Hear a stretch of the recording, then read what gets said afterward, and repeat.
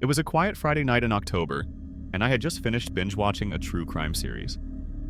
My head was spinning with unsettling stories, but the crisp night air outside seemed inviting. I decided to take a walk to clear my mind. My neighborhood wasn't usually creepy, but something about that night felt different.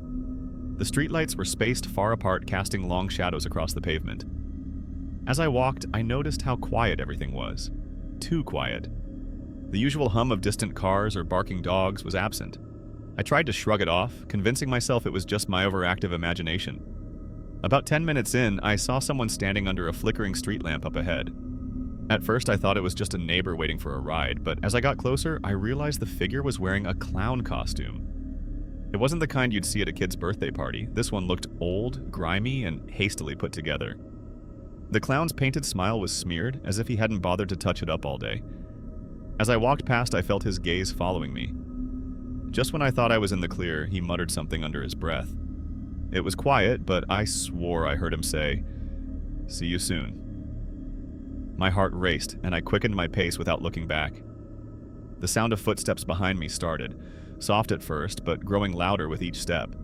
I ran the last block home, slammed my door shut, and locked every bolt. When I peeked through the curtains, the clown was standing at the end of my driveway holding a balloon. He waved slowly before turning and vanishing into the darkness. I didn't sleep a second that night.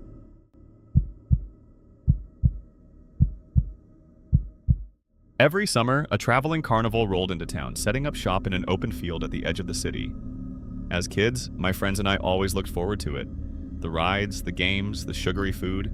It felt like magic. But by the time we were teenagers, the carnival had lost its charm. One year, out of boredom, we decided to sneak into the carnival grounds after hours. It was a dumb idea, but we thought it would be fun to explore without the crowds.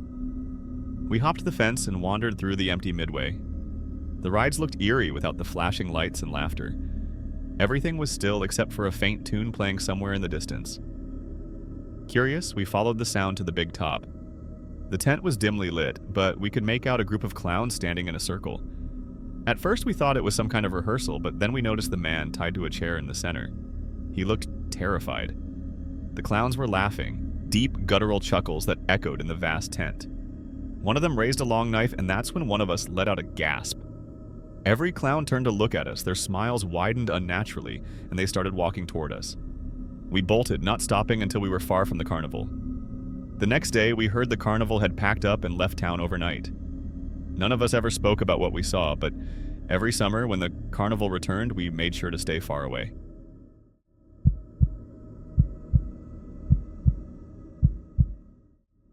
When I was 10, my parents threw me a big birthday party in our backyard. They even hired a clown to entertain the kids.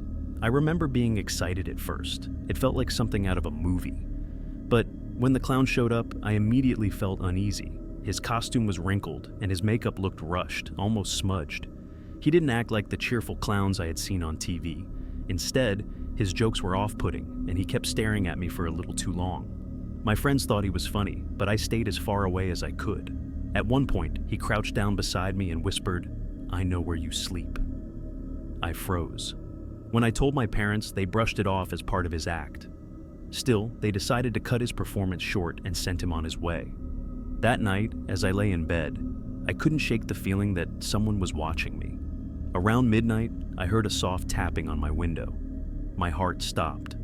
Gathering the courage to look, I saw the clown standing outside, holding a balloon animal in one hand and waving with the other. I screamed, and my dad ran into the room, but by the time he got there, the clown was gone. In the morning, I found a note under the window that read, "Sweet dreams." We called the police, but they never found him. To this day, I keep my curtains tightly shut at night.